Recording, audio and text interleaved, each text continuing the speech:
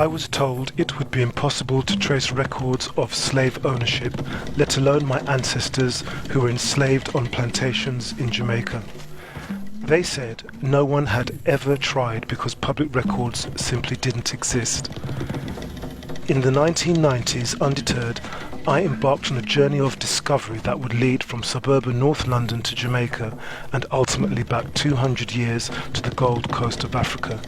I became the first person of African Caribbean descent to successfully trace my roots using public records. In 2002, my novel Ancestors was published.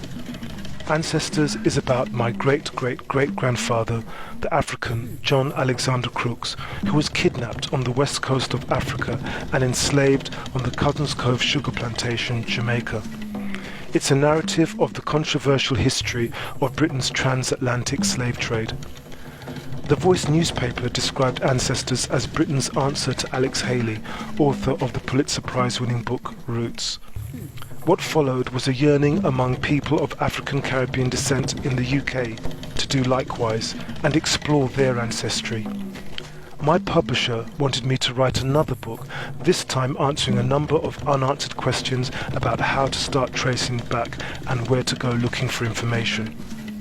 My second book, A Tree Without Roots, is the guide to tracing British, African and Asian Caribbean ancestry. It revealed for the first time the sources of information important to tracing back. A Tree Without Roots preceded a rush to know more about the historical value of the slave registers and the slave compensation records.